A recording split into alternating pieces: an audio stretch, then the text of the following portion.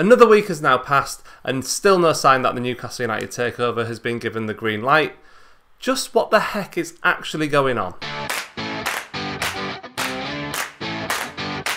We're now over 3 months, that's a quarter of a year, into this takeover saga. It's actually probably longer, it's just 3 months since it became public knowledge. And quite understandably, fans are getting really frustrated, including myself. Before we go any further, if you like this channel and you like the content on it, please consider subscribing and hitting the like button too. Now, I've always been quite relaxed about it all, and I do still think on balance it will go through, but after the World Trade Organization report a couple of weeks ago, I am surprised that we're still sat here waiting for that elusive green light.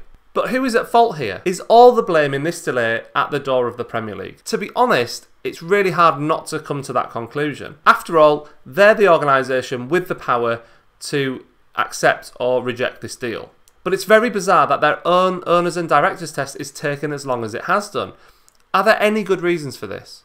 Well, yes and no. While some Premier League staff were furloughed or working from home, they were clearly dealing with Project Restart. I don't think as fans we can comprehend how much of a massive issue that must have been to deal with. When multi-billion-pound contracts are being discussed, as well as trying to keep sporting integrity, then those issues will be both time-consuming and very complex. So in some respects, it was perhaps forgivable that dealing with the usual process of the takeover owners and directors test may have taken somewhat of a backseat. Not that they would have ever stopped working on it altogether though, and to be honest, the Premier League must have enough staff to be able to have a team working on it in some capacity, even with all the stuff that's going on in the world right now. However, Project Restart was now sorted about a month ago, and the World Trade Organization report has also been published too. 2 supposed watershed moments in this whole process, and yet here we are, still waiting. Why? I strongly believe that this is all down to piracy still. Let me explain. We all now know there have clearly been huge issues with the issue of piracy. And it would appear the Premier League and Saudi Arabia have been working hard on resolving this massive issue. And I get it, I really do, from the Premier League's point of view. Because sorting out piracy on such a large scale is a golden opportunity for a company who protect their intellectual property fiercely. At the end of the day, the Premier League is in the business of football to make as much money as it possibly can, and it does this primarily through TV contracts.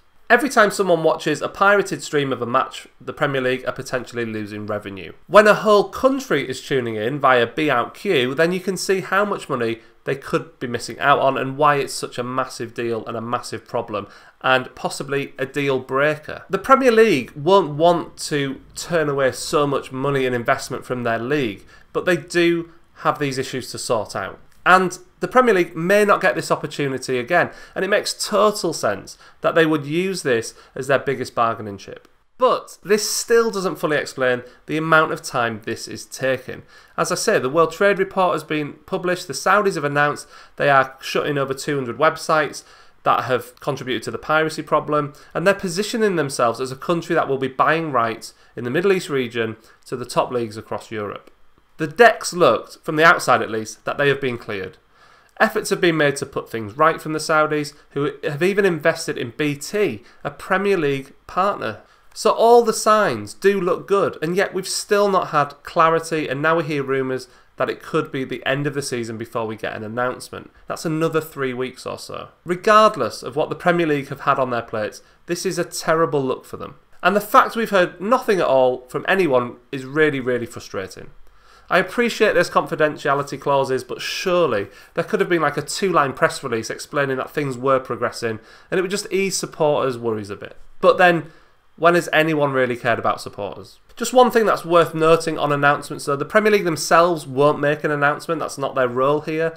They approve or block deals. Once their decision has been made, it's down to the buyers and sellers to inform everyone. But the silence from Ashley and the consortium tells us that this saga still hasn't been approved or blocked yet. And I, for one, am giving up guessing when I think it may happen, because that has been completely pointless. I would love to know what you think about this. Are you still confident the takeover is going to happen? Let me know in the comments below. Thank you very much for watching. If you've enjoyed the video, please think about subscribing and hitting the like button, and I will see you really soon for another video.